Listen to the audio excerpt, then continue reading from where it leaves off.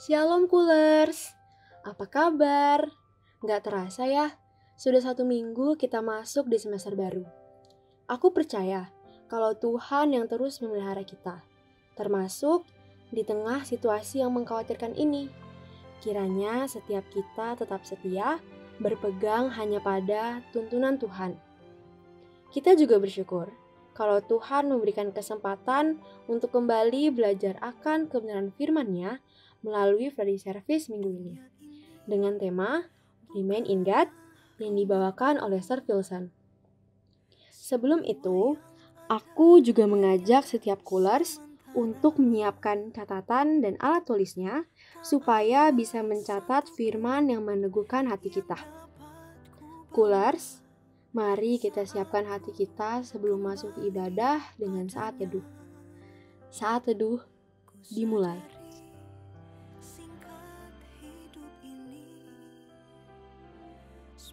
Saat teduh selesai. Selamat beribadah. God bless you. Halo, Shalom Coolers. Selamat hari Jumat. Pada kesempatan hari ini kita bersyukur sekali karena di tengah pandemik yang kita hadapi, di tengah pergumulan yang kita hadapi, kita masih tetap bisa merenungkan firman Tuhan dan bisa diperlengkapi sebagai anak Tuhan, sebagai murid Tuhan, agar tetap hati pikiran kita tertuju dan terfokus pada Dia. Untuk itu, saya, Sir Wilson, pada hari ini akan membagikan firman kebenaran yang saya berdoa menjadi terang bagi jalan kita. Kebenaran firman Tuhan ini. Untuk itu, mari kita sama-sama bersatu di dalam doa. Bapa di surga, terpujilah nama-Mu. Terima kasih Tuhan untuk kasih setia Tuhan di dalam hidup kami. Terima kasih untuk kebaikan Tuhan. Terima kasih untuk pengorbanan yang telah Tuhan berikan sebagai karya yang agung di atas kayu salib. Engkau yang memberikan kepada kami anugerah keselamatan dan hidup yang kekal. Roh Kudus yang Tuhan telah berikan kepada kami, umat yang percaya kepadamu. Saat ini kami mau merendahkan diri kami, merendahkan hati kami di hadapan Tuhan, dan kami berdoa Tuhan, biarlah Roh Kudus menerangi hati dan pikiran kami, sehingga kami boleh mengerti kebenaran firman Tuhan yang akan dibagikan hari ini. Dan lindungilah hamba di balik salib-Mu yang kudus, sehingga apapun yang hamba perkatakan dan bagikan itu boleh menjadi buah kesaksian dan nama Tuhan saja yang dipermuliakan. Terima kasih Tuhan Yesus. Kami berdoa juga agar hati kami menjadi tanah yang subur di mana firman kebenaran Tuhan ditabur dan kami boleh menghasilkan buah berlipat kali ganda. Terima kasih Tuhan, di dalam nama-Mu kami berdoa. Amin. Ya, Coolers, sebelum Sir Wilson mulai, saya pengen ajak pastikan masing-masing pembawa siapkan Alkitabnya dan siapkan catatannya, karena pada kesempatan ini saya akan membagikan ada cukup banyak catatan dan kita akan melihat bolak-balik firman Tuhan di kitab Yohanes ini. Nah, ayat yang diberikan kepada saya sebagai tema pada hari ini adalah diambil dari Yohanes 15 ayat 4. Jadi mari kita buka sama-sama Yohanes 15 ayat 4. Sudah? Yohanes 15 ayat 4, kita baca sama-sama. 1, 2, 3. Tinggallah di dalam aku dan aku di dalam kamu. Sama seperti ranting tidak dapat berbuah dari dirinya sendiri kalau ia tidak tinggal pada pokok anggur. Demikian juga kamu tidak berbuah jikalau kamu tidak tinggal di dalam aku. Tema yang dibagikan kepada saya cukup menarik. Yang tema pada Jumat ini adalah Remain in Him. Tinggallah di dalam Dia, yaitu Yesus. Tinggallah di dalam Yesus.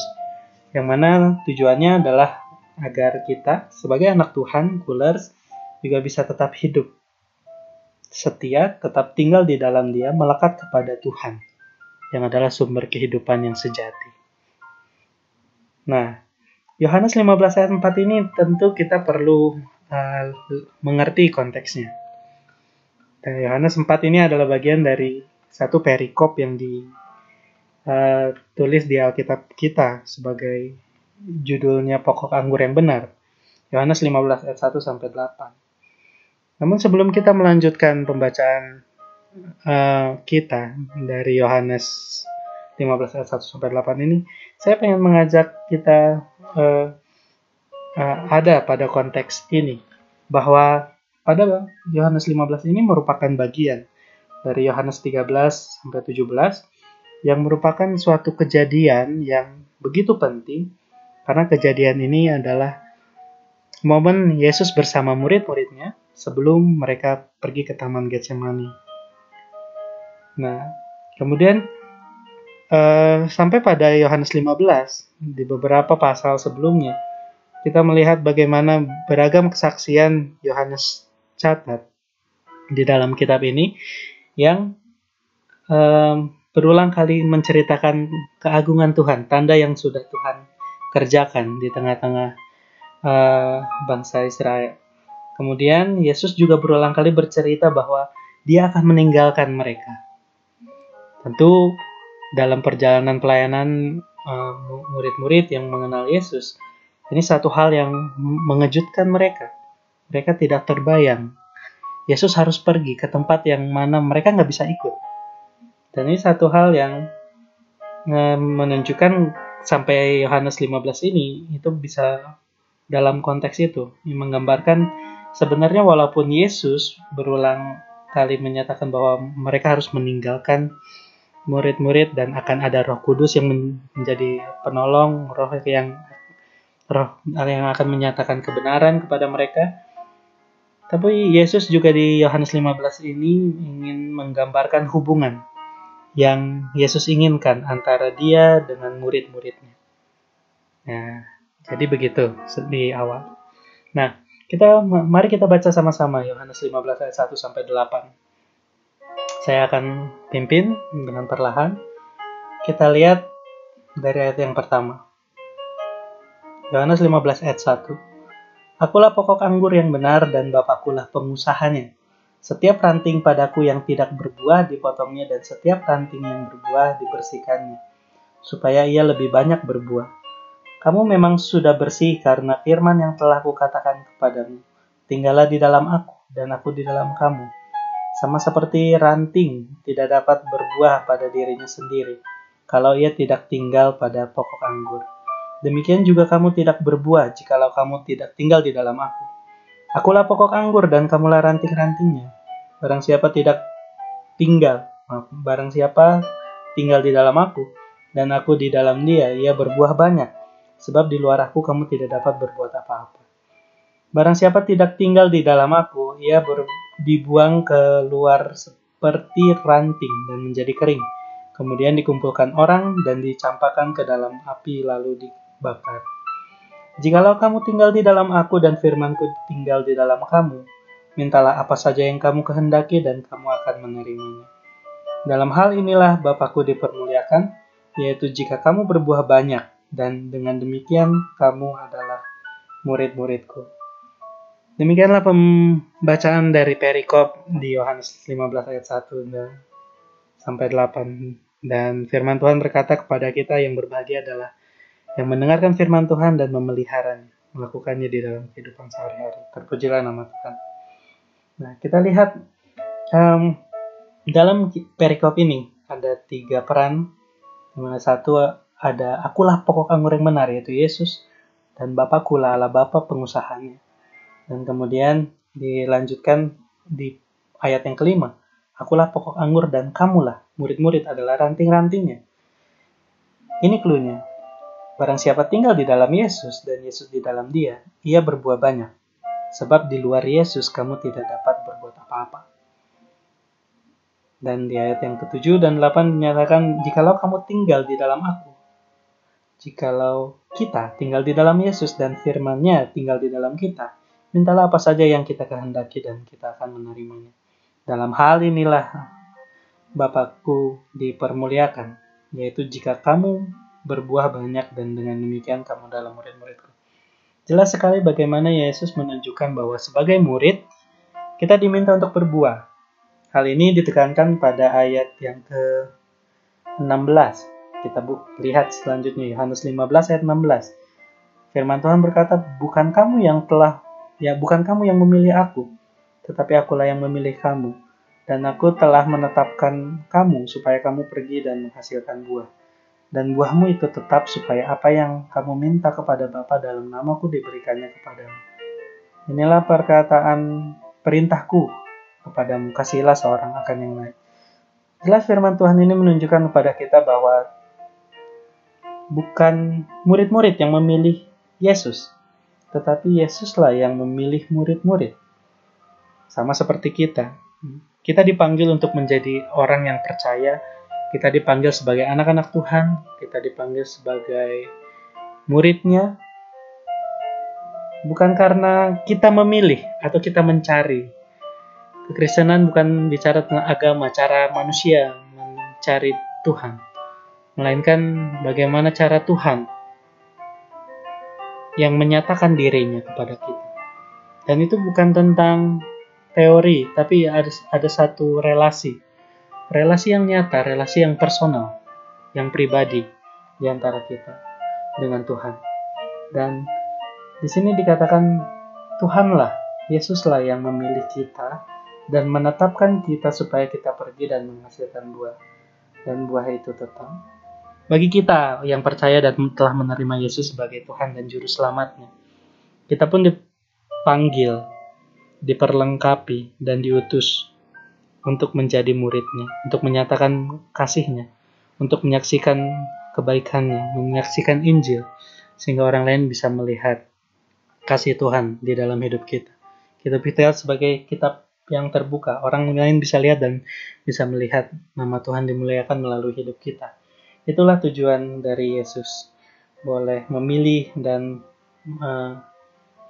menyatakan bahwa kita ditetapkan untuk pergi, menyaksikan kasihnya dan menghasilkan buah, dan buah itu tetap. Nah, ini menimbulkan kita pertanyaan. Saya ingin mengajak kita merenungkan pertanyaan ini.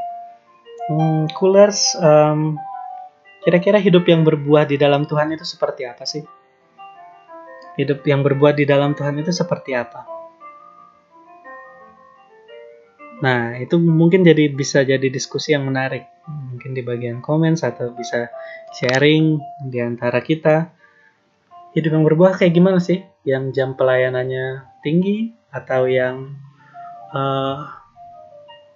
semakin banyak pelayanan yang kita kerjakan? Atau bagaimana hidup yang berbuah?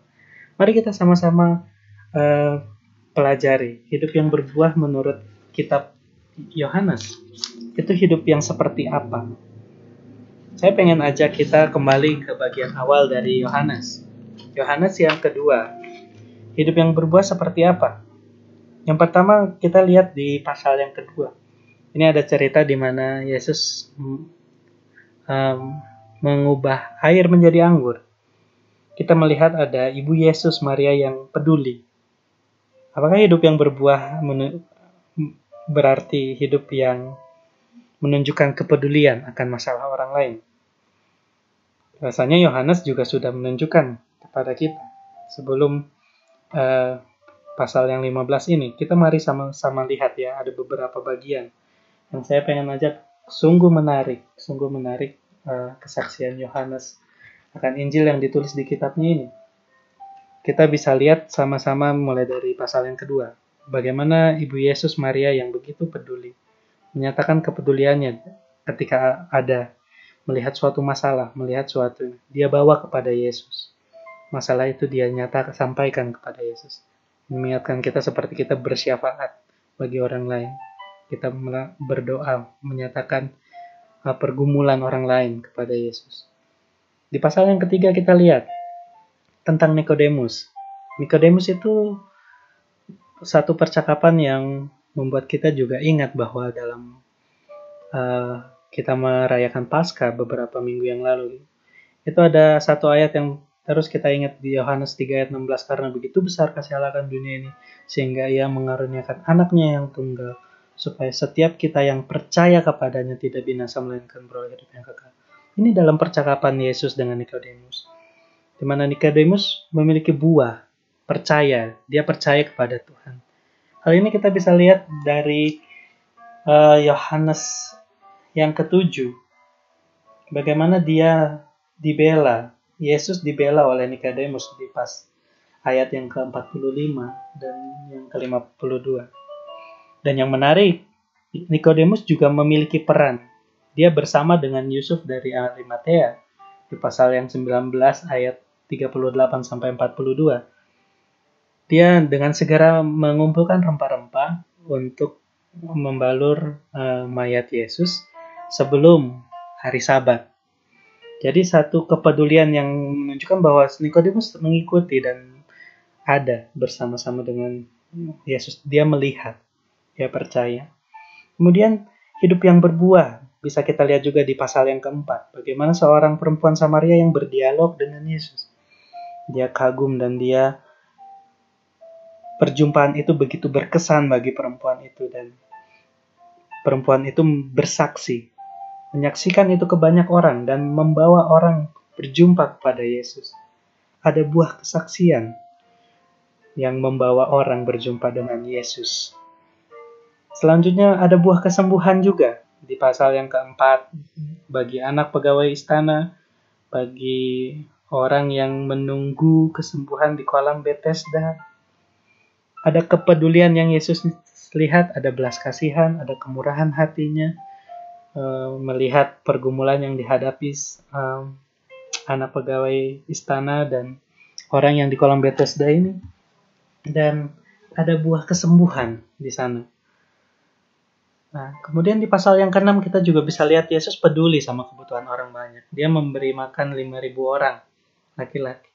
Ada kemurahan kebaikan, di mana Yesus juga memberikan teladan, kamu harus memberi mereka makan, kata Yesus kepada murid-muridnya. Nah, ada buah kepedulian, ada kemurahan hati, ada kebaikan di sana. Lalu di pasal yang ke-6 juga saya mau ajak kita lihat bagaimana kita di ayat yang 27 diminta untuk bekerja, untuk hidup kekal yang dikehendaki Allah. Ya, pekerjaan apa sih? Pekerjaan yang itu di ayat yang 29, yaitu percaya kepada Yesus. Nah, di pasal yang 6 ini, nanti Coolers boleh lihat. Di bagian yang ayat 60-66, dengan beragam pengajaran yang sudah Yesus sampaikan, ada beberapa murid-murid yang meninggalkan Yesus. Ada yang bilang pengajarannya terlalu keras. Pengajaran semacam apa ini? Mempertanyakan. Nah, ada respon yang berbeda bagi murid-murid yang meninggalkan Yesus dalam pengajarannya ini, dalam perjalanan yang Yohanes saksikan di kitab ini. Kemudian kita bisa lihat juga hidup yang berbuah itu seperti apa di pasal yang ke-8. Bagaimana perempuan yang kedapatan berbuat zina dihadapkan kepada Yesus. Lalu di pasal yang ke-8 itu di ayat yang ke-7 kita melihat satu respon yang menarik. Dan ketika mereka terus-menerus bertanya kepada Yesus, ia pun bangkit berdiri lalu berkata kepada mereka, barang siapa di antara kamu tidak berdosa, hendaklah ia yang pertama melemparkan batu kepada perempuan itu. Dimana pada akhir ceritanya kita tahu bahwa Yesus bertanya kepada perempuan itu, hai perempuan, di manakah mereka? Tidak adakah seorang yang menghukum engkau? Jawabnya, tidak ada Tuhan. Lalu Yesus berkata, aku pun tidak menghukum engkau. Pergilah dan jangan berbuat dosa lagi mulai dari sekarang. Ada buah pertobatan yang dinyatakan, disaksikan Yohanes, ditulis dalam kitab ini. Kita yakin bahwa kesaksian ini hidup, dan justru oleh itu menjadi sebuah kesaksian yang ditulis oleh Yohanes di kitab ini. Nah, kita lihat juga ada buah kesaksian. Kembali, ada buah kesaksian yang dinyatakan orang buta sejak lahir di pasal yang ke-9. Sehingga dia pun berani bersaksi dan tetap menyatakan di hadapan para pemuka agama saat itu bahwa dia memang benar buta sejak lahir dan dia telah disembuhkan oleh Yesus. Walaupun banyak orang yang meragukan itu, tapi dia dengan teguh menyaksikan keajaiban Tuhan. Dan itu juga membawa kita kepada pasal yang ke-11. kisah tentang Lazarus. Ini kisah yang sangat menarik. Ada buah kebangkitan yang dialami Lazarus. Atau kita juga bisa belajar dari Yesus. Ada belas kasihan, ada kasih yang Tuhan Yesus nyatakan. Saat saya merenungkan dan mempersiapkan bahan sharing pada hari ini, saya juga menemukan sesuatu yang menarik di Yohanes 11 ini. Bagaimana Yesus itu sebenarnya jadi harus ke Yerusalem untuk berjumpa dan membangkitkan Lazarus. Dia memberikan nyawanya, seolah-olah satu pertanda Yesus memang harus ke Yerusalem. Dan ini satu momentum di mana Lazarus, kebangkitan Lazarus ini memberikan hidup. Di mana Yesus pun harus menyerahkan hidup setelah itu. Ini satu hal yang menarik. Nah, ada buah kebangkitan yang Lazarus terima. Kemudian di pasal yang ke-12, bagaimana seorang wanita bernama Maria yang memberikan minyak narwastu kepada Yesus sebagai sebuah pertanda saat dia harus menghadapi jalan salib. Namun ada buah pemberian yang terbaik, keinginan untuk memberikan yang terbaik buat Tuhan, giving the best. Hidup yang berubah mungkin seperti itu. Di pasal yang 12 digambarkan demikian. Dan kembali ke pasal yang 15, kita bisa lihat bagaimana kita tinggal di dalam Dia. Ada buah yang lain. Saya secara singkat menyampaikan yang di ayat di pasal yang ke-16. Ada buah ketekunan. Pasal 16 ayat 13, ada buah kebenaran. Di pasal 17 ada buah kesatuan. Karena Yesus berdoa bagi murid-muridnya. Bukan hanya pada murid-murid dia berdoa, tapi bagi setiap orang yang percaya akan pemberitaan murid-muridnya itu, yaitu kita sampai saat ini, agar kita satu, sama seperti Yesus dan Bapa adalah satu. Kesatuan di dalam umat Tuhan. Ada juga yang saling mengasihi, di mana dunia boleh melihat dan mengenal Yesus dengan kita saling mengasihi di antara murid. Nah, ini adalah beberapa contoh ya, buah bagaimana hidup yang berbuah banyak. Ini menjadi perenungan buat kita. Dan boleh kita juga menggambar kira-kira hidup yang berbuah di dalam Tuhan itu seperti apa. Ini gambaran yang sudah saya ajak kita lihat sama-sama ya, yang dari Yohanes. Nah, hidup yang berbuah ini tentu satu hal yang sangat bagus. Bagaimana ada kepedulian, ada kesaksian yang membawa orang lain berjumpa dengan Yesus, ada kepercayaan kepada Yesus, ada buah pertobatan, kesaksian, belas kasihan, kasih, kebangkitan, memberi yang terbaik buat Tuhan. Ada buah kehidupan juga, di mana Tuhan datang untuk memberikan hidup. Di pasal 12 ayat 25 sampai 26. Ada buah ketekunan, ada buah kesatuan, ada banyak hal yang disaksikan oleh Yohanes pada kitabnya. Nah,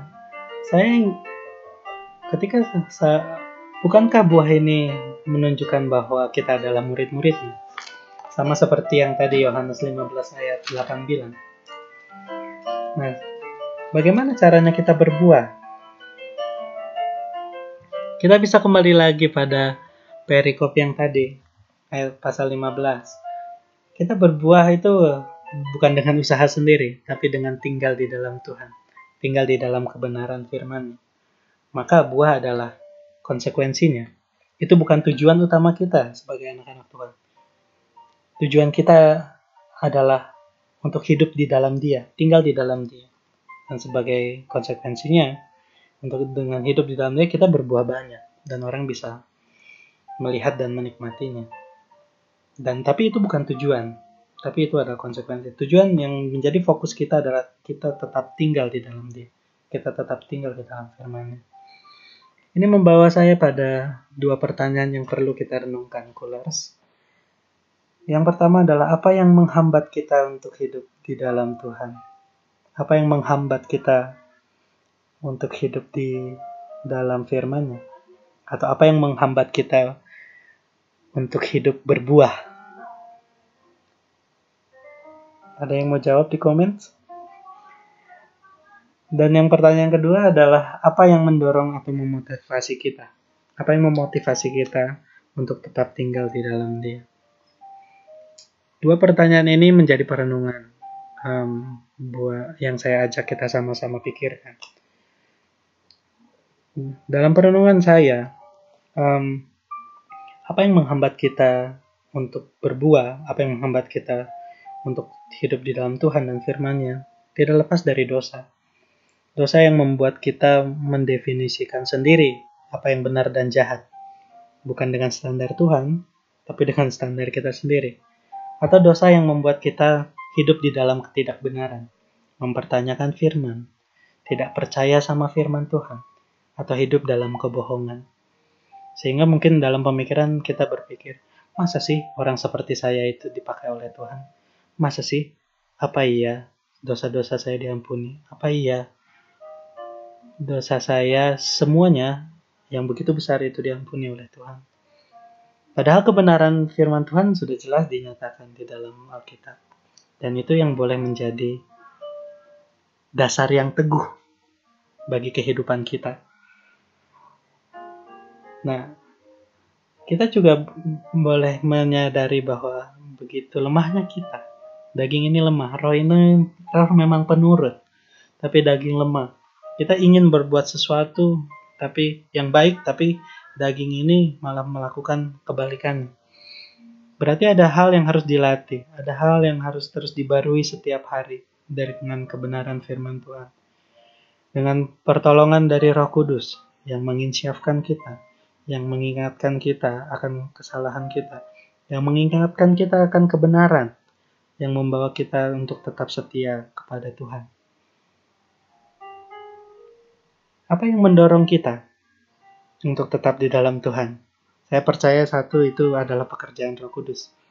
Bagi kita yang dipanggil, kita yang telah dipilihnya, kita yang telah diperlengkapi dan diutusnya sebagai murid, saya yakin dan percaya bahwa Tuhan sendiri yang sudah memberikan seorang penolong, Roh Kudus, yang memampukan kita supaya kita bisa tetap tinggal di dalam Dia.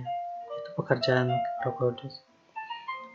Namun ada bagian kita juga yang harus belajar untuk taat. Sebagai anak-anak Tuhan, kita tahu firman Tuhan yang sudah kita dengar. Kemudian apa respon kita ketika kita sudah mendengar firman Tuhan?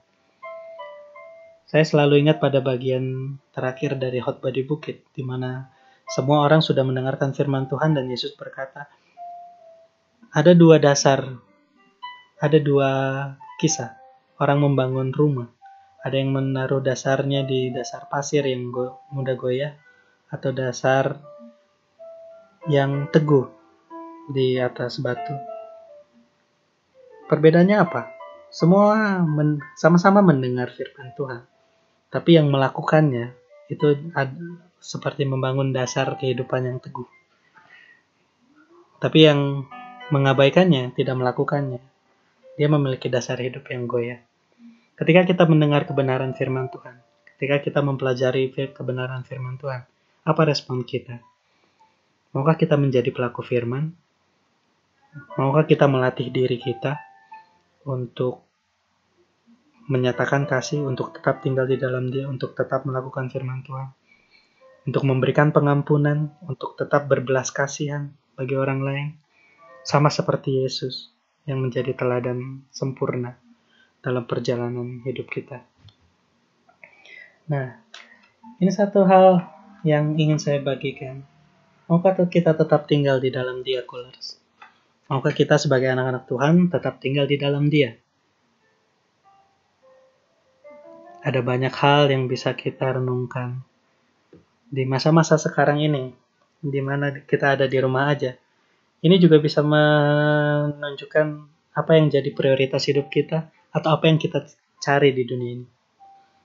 Mungkin ada ya sebagian dari kita yang mengisinya dengan bermain game, melihat entertainment yang 24 jam sehari, 7 hari seminggu, dan tetap tidak beroleh kepuasan.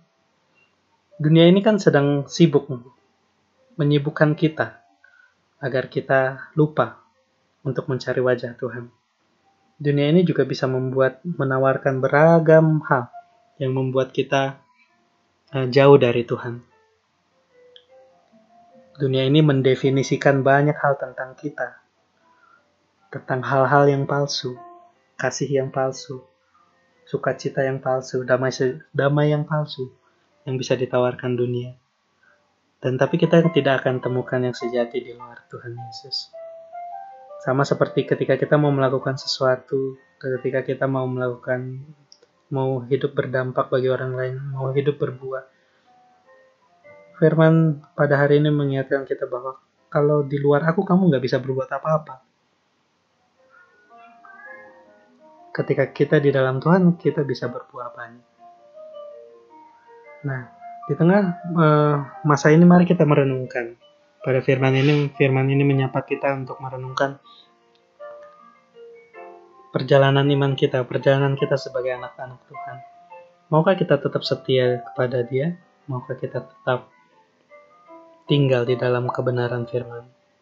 Saya percaya Roh Kudus yang sudah Tuhan taruh di dalam hati kita. Dan ini satu momen yang mengingatkan kita saat murid-murid diberitahu oleh Yesus harus meninggalkan murid-murid. Murid-murid diyakinkan ada seorang penolong. Dan Yesus juga menginginkan murid-murid tetap tinggal di dalam Dia. Tetap tinggal di dalam firman-Nya. Tetap tinggal di dalam kasih-Nya. Kasih yang sudah Tuhan Yesus teladankan selama ini. Kasih yang tanpa syarat. Kasih yang mengasihi musuhnya. Kasih yang memberikan pengampunan. Kasih yang memerdekakan orang dari belenggu dosa. Maukah kita tetap tinggal di dalam Dia? Amin. Pelaris, mari kita sama-sama merenungkan pertanyaan ini sebagai bagian terakhir. Dan mari saya ajak sama-sama kita untuk berdoa. Bapa di surga, kami memuji kebesaran-Mu, ajaib Tuhan. Sungguh besar karya Tuhan di dalam hidup kami. Engkau telah memberikan karya terbesar. Engkau menunjukkan kasih yang terindah, hati yang begitu mulia oleh Yesus, anak-Mu yang telah menjadi korban penebusan dosa bagi setiap umat manusia. Saat ini Tuhan, kami tahu Engkau telah memilih kami menjadi anak-anak-Mu. Engkau telah memanggil, memperlengkapi kami, dan mengutus kami untuk bersaksi dan menghasilkan buah, untuk pergi menyatakan kebenaran firman Tuhan dan menghasilkan buah. Kiranya Roh Kudus yang terus memampukan kami untuk kami tetap berjalan di dalam kebenaran firman-Mu, Tuhan. Dan kami berdoa Tuhan, kiranya Roh Kudus yang memampukan kami dari beragam kesaksian yang kami boleh lihat hidup yang berbuah itu seperti apa di kitab Yohanes ini. Kami juga boleh mengerti dan melakukan firman itu. Tolong kami Tuhan, agar kami tetap fokus mengarahkan hati pikiran kami hanya kepada Tuhan. Karena Engkau adalah pemilik hidup kami. Karena kami adalah hamba-Mu. Kami adalah sahabat-Mu. Kami adalah anak-anak-Mu. Terima kasih Tuhan untuk anugerah yang besar yang Tuhan telah berikan dalam hidup kami. Di tengah pandemi global, di tengah kondisi ini, kami mau sama-sama berdoa Tuhan buat setiap anak-anak Tuhan. Para kulers yang sedang bergumul tentang kondisi kesehatannya, kiranya Tuhan berikan kesembuhan bagi setiap yang sakit. Tuhan juga boleh tolong dalam setiap mereka beraktivitas untuk tetap disiplin diri dan bergotong royong, saling tolong menolong, saling menyatakan kasih di tengah kondisi krisis ini. Kami juga berdoa Tuhan untuk yang bergumul dengan kondisi ekonomi atau bergumul dengan masalah hubungan di keluarga, masalah hubungan atau konflik yang dihadapi saat ini dengan orang ke orang atau dengan siapapun. Kami berdoa Tuhan, kiranya Tuhan yang memberikan pemulihan. Kami berdoa Tuhan ada pemulihan di antara setiap hubungan-hubungan, keluarga, rekan sekerja, sahabat, teman. Kiranya Tuhan yang boleh berikan pemulihan. Kami juga berdoa Tuhan bagi anak-anak-Mu yang sedang mencari kerja, telah lulus mencari kerja. Kiranya Tuhan nyatakan apa yang menjadi kehendak Tuhan dan Tuhan bukakan jalan. Kami berdoa juga untuk yang sedang mencari magang, anak-anak Tuhan yang mencari magang di tengah kondisi ini tentu merupakan tantangan, atau yang sedang menyiapkan skripsi atau topik penelitian. Apapun yang sedang dikerjakan, biarlah kami mengerjakannya seperti untuk Tuhan, karena Engkaulah yang menjadi pemilik hidup kami, Engkaulah Tuhan kami. Dan kami boleh memberikan yang terbaik sebagai ucapan syukur kami untuk hidup yang Tuhan beri. Kami juga yang sedang menjalankan kuliah sejak semester 1 sampai semester 9. Kiranya Tuhan yang tolong berkati, Tuhan yang terus berikan kami kesadaran akan identitas kami di dalam Engkau. Dan kami juga boleh menunjukkan itu dari buah kehidupan kami, di mana kami terus memberikan yang terbaik dalam setiap kesempatan. Sehingga itu menjadi kesaksian yang hidup. Hidup kami beda ketika ada Yesus di dalamnya. Hidup kami itu berdampak, berbuah, menjadi sesuatu yang menarik untuk orang lihat ketika ada Yesus di dalamnya. Hubungan yang kami bangun, kehidupan yang kami bangun pun beda karena ada Yesus di dalamnya. Untuk itu Tuhan, kami berdoa di dalam nama Tuhan Yesus. Tolonglah kami Tuhan. Tolonglah kami untuk tetap tinggal di dalam Engkau. Tetap tinggal di dalam kebenaran firman-Mu. Sehingga nama Tuhan saja yang dipermuliakan. Terima kasih Tuhan Yesus. Maksud saya menyampaikan firman-Mu. Kiranya Tuhan yang boleh materaikan Roh Kudus yang berbicara dalam hati setiap anak-anak Tuhan yang mendengarkan pada saat ini. Dan boleh diberkati, dan boleh menjadi terang, hikmat bagi kami dalam membuat beragam keputusan, baik kecil ataupun besar, dalam hari-hari ini. Berikan kami hati yang bijaksana juga Tuhan. Terima kasih Tuhan Yesus, di dalam nama-Mu kami berdoa. Amin. Thank you Coolers, Tuhan Yesus memberkati. Shalom Coolers. Gimana nih Coolers? Perasaannya udah semester baru aja ya. Pasti dari kalian ada yang senang, ada juga yang sedih. Karena semester barunya kita masih online. Belum bisa jumpa sama teman-teman. Tapi tetap semangat ya. Tetap semangat, kita sama-sama kerjasama untuk melawan pandemi ini, agar kita bisa terhindar. Oke, dan saat ini aku dan rekan aku Claudia, kita akan bawain Cool News Update. Oke, di Cool News Update yang pertama itu ada Cool Social Media.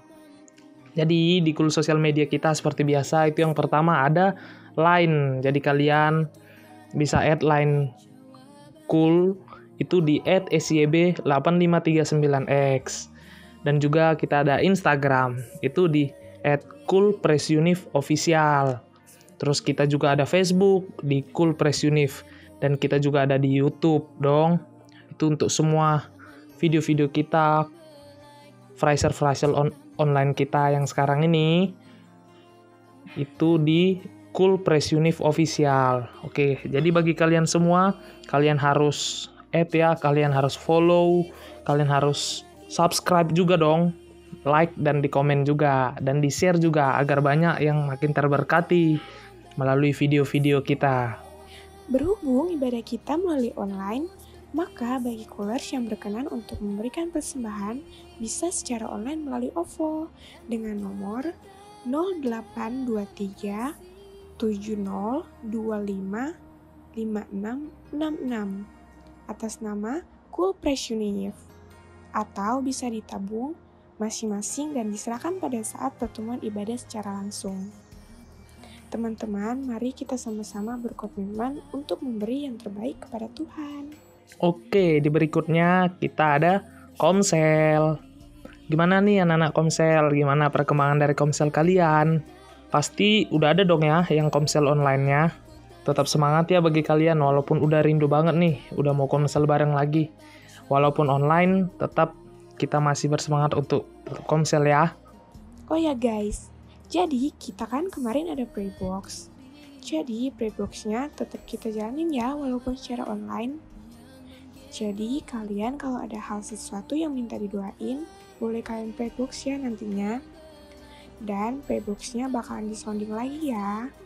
Ya, dan juga Coolers, kita itu ada pokok-pokok doa. Jadi tetap mengingatkan ya bagi kalian supaya jangan lupa untuk tetap mendoakan pokok-pokok doa kita. Itu kalian bisa lihat itu ada di Instagram kita. Berikutnya kita juga ada podcast nih.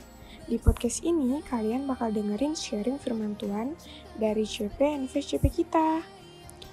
So, bagi kalian wajib denger ya. Dan kalau udah denger langsung di-share loh, biar makin banyak yang terberkati. Oke, dan yang terakhir ini, demi menjaga kesehatan kita semua, kita harap untuk tetap diam di rumah ya, sambil ngerjain tugas. Kan semester baru nih, pasti tugas makin banyak. Kalian harus tetap jaga kesehatan, rajin cuci tangan, dan tetap berdoa agar kita terlindungi dari pandemi ini. Oh ya, udah kangen nih ya dengar pantun dari aku. Oke, untuk kali ini aku akan ngasih pantun buat kalian semua. Paling enak makan ikan teri. Terinya beli di Medan. Virus corona harus dihindari dengan cara rajin cuci tangan. So, itu aja dari PR buat minggu ini. Dan buat minggu depan kalian jangan lupa ya buat fresher online lagi. Oke, itu dia. Saya Andre. Saya Claudia. See you and God bless you. Mari kita bersatu dalam doa. Bapa kami yang baik, Bapa yang berada dalam kerajaan sorga, Bapa yang kami sembah, terpuji-pujilah namamu Bapa. Kami bersyukur Tuhan untuk semua berkat karunia-Mu Tuhan yang boleh kami rasakan, yang boleh kami nikmati Tuhan. Hingga pada hari ini Bapa, kami mengucap syukur Tuhan untuk setiap berkat-Mu yang boleh kami terima Tuhan. Mulai dari kami tidur hingga kami bangun, Engkau selalu menyertai kami. Kami juga meminta ampun Tuhan, baik kesalahan kami sengaja maupun tidak disengaja. Mungkin kami telah menyakitkan hati-Mu Tuhan, kami membuat Engkau sedih. Kami minta ampun Tuhan Yesus. Dan juga Tuhan kami berdoa untuk preacher kami Tuhan, yaitu Sir Wilson. Kami berdoa dia sebagai profesinya sebagai dosen, tanggung jawabnya sebagai kepala rumah tangga Tuhan. Dan juga kami tidak lupa berdoa untuk keluarganya Tuhan. Kiranya bilang Engkau selalu memberkati ya Tuhan dimanapun Engkau izinkan dia berada. Kami juga berdoa Tuhan, dan kami bersyukur Tuhan apa yang telah Sir Wilson sampaikan kepada kami Tuhan, agar dapat menjadi rema dalam kehidupan kami Tuhan. Terima kasih karena Engkau telah memilih kami Tuhan menjadi orang pilihan-Mu, bangsa pilihan-Mu Tuhan yang sangat berharga di mata-Mu. Kami percaya Tuhan, apapun kegiatan kami sekarang, dimanapun kami Engkau izinkan berada, Engkau selalu menyertai kami, Engkau selalu menuntun kami. Kami berdoa untuk semua pergumulan kami, Tuhan, pribadi lepas pribadi. Jadikanlah kami garam dan terang-Mu, Tuhan, bagi setiap orang yang kami temui.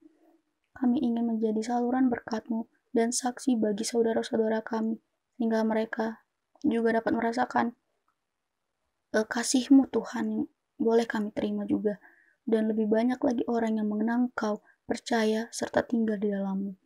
Tak lupa juga Tuhan, kami berdoa untuk pandemi yang kami rasakan sekarang Tuhan, yaitu COVID-19. Kiranya pandemi ini boleh segera berhenti Tuhan, baik di Indonesia maupun di seluruh dunia.